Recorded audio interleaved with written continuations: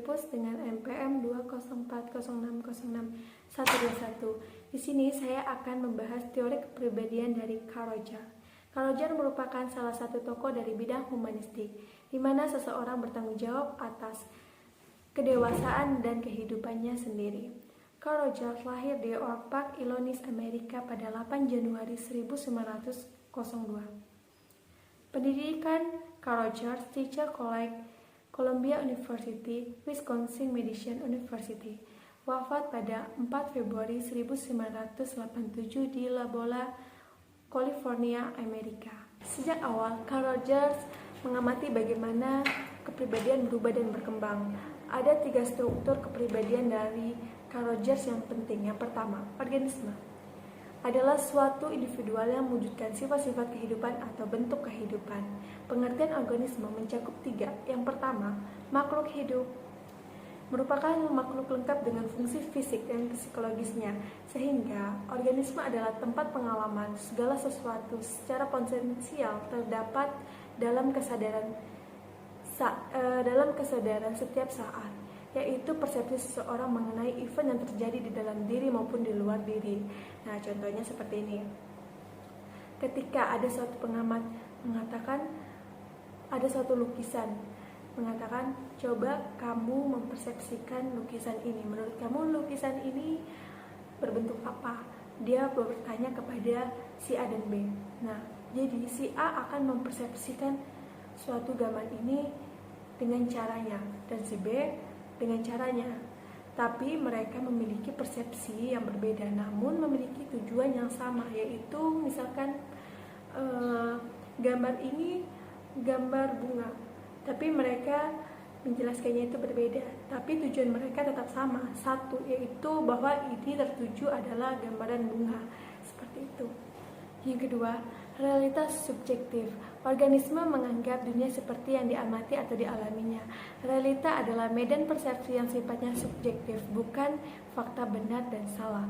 Subjektif adalah lebih kepada di mana seseorang berpikir relatif, hasil dari menduga-duga berdasarkan perasaan atau selera orang, pikiran dan asumsi, dengan didukung fakta dan data. Semakin banyak fakta dan data yang dikumpulkan, maka semakin banyak nilai objektifnya. Namun, semakin mengandalkan rasa dan selera pribadi tertentu, maka subjektifnya akan semakin besar. Contoh kasus, seorang polisi yang juga mengendarai sepeda motor dan menerobos lampu lalu lintas. Jika kita berpikir secara subjektif, maka kita akan berpikir seperti ini. Tidak mengapa, mungkin dia menerobos lampu merah karena dia sedang mengejar pelaku kriminal. Nah, jika kita secara objektifnya, kita akan berpikir seperti ini. Jelas polisi itu salah karena dia sudah melanggar lampu lalu lintas. Karena mengapa dia berpikir seperti itu? Karena sudah kita menyimpulkan dalam objektif kita.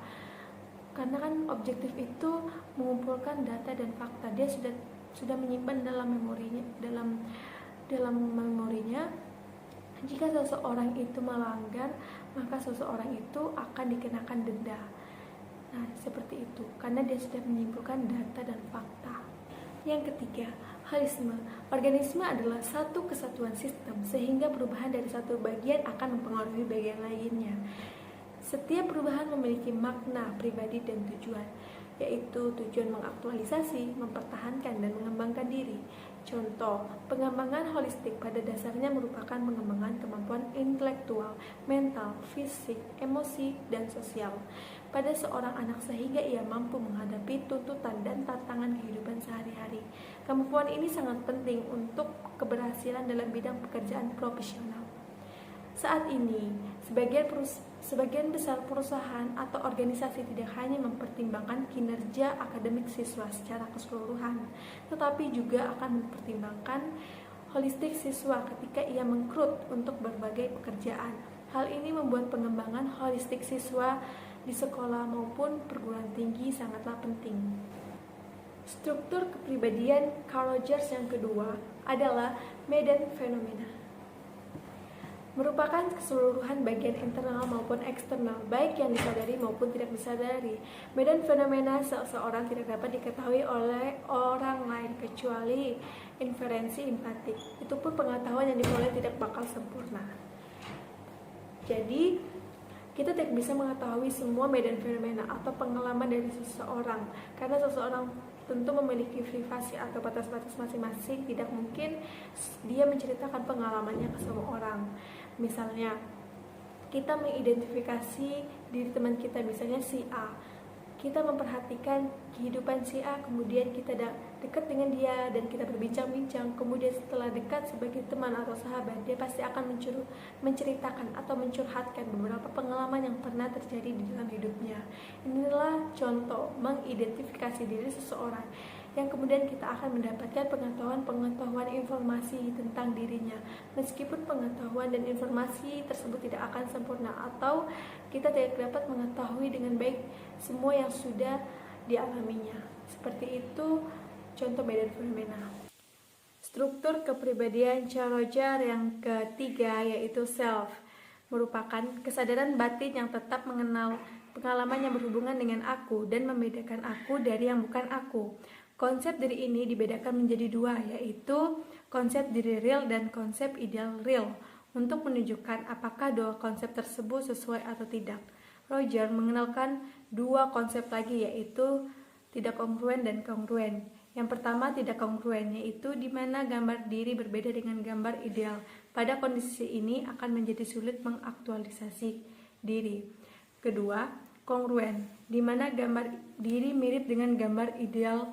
Pada kondisi ini akan menjadi mungkin. Contoh, seorang anak saat ia kecil, ia ingin bercita-cita poluan. Namun, pada saat dewasa, kondisi fisiknya tidak memenuhi syarat untuk menjadi poluan. Pada kasus ini, gambar diri dan gambar ideal berbeda, sehingga sangat sulit bagi dia untuk mengaktualisasikan dirinya berbeda. Maka solusinya harus bisa menggali terus potensinya untuk menjadi apa yang sesuai dengan dirinya. Sifat self yaitu pertama, self terbentuk melalui diferensiasi medan fenomena melalui introjeksi nilai-nilai orang tertentu seperti nasihat orang tua. Contohnya, ketika orang tua menasehati kita menghormati orang tua atau menghargai orang lain, kita mempraktekkannya itu dalam kehidupan sehari-hari kita. Terus itu pengalaman yang tidak sesuai dengan struktur self dianggap sebagai ancaman.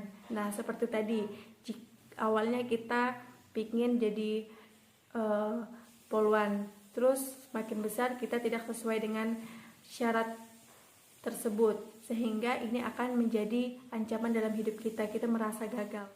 Dinamika kepribadian.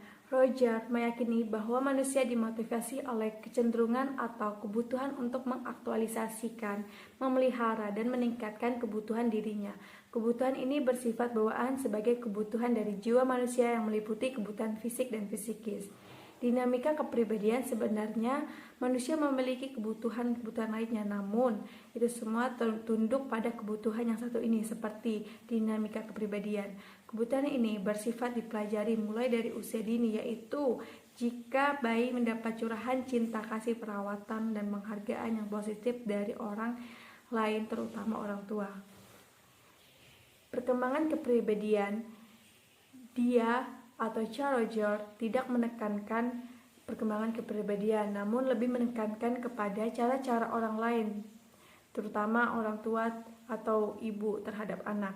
Jika orang tua tidak mencurahkan positive pressure atau penghargaan yang positif atau sikap yang tidak dipedulikan, maka cenderung bawaan anak untuk mengaktualisasi dirinya menjadi terhambat. Contoh, kalau anak merasa di dalam keluarganya tidak mudah diterima atau anak tidak dipedulikan, bisa jadi tidak akan mampu mengembangkan apa yang mereka mau atau inginkan, sehingga menjadi bogok atau gagal mengaktualisasikan dirinya. Terus, asumsi dasar Carl Rogers, kondisi formatif. Yang pertama, kondisi formatif, yaitu bahwa terdapat kecenderungan dari setiap hal baik organik maupun anorganik untuk berevolusi dari bentuk yang sederhana menjadi bentuk yang lebih kompleks, khususnya untuk alam semesta. Terjadi sebuah proses kreatif. Misalnya rotan yang berasal dari alam yang dapat diperbaharui menjadi anyaman tikar dari rotan, tas Dayak yang dari anyaman rotan, seperti itu ya. Terus itu yang kedua, asumsi dasar Carl Rogers yang kedua, kecenderungan aktualisasi merupakan kecenderungan setiap manusia selain hewan lain dan tanaman untuk bergerak menuju keutuhan dan pemuasan dari potensi. Kecenderungan ini merupakan satu-satunya motif yang dimiliki oleh manusia, kebutuhan untuk memuaskan dorongan lapar, untuk mengekspresikan emosi mendalam yang mereka rasakan. Sekian dari penjelasan saya mengenai teori perkembangan kepribadian dari Carl Rogers. Terima kasih.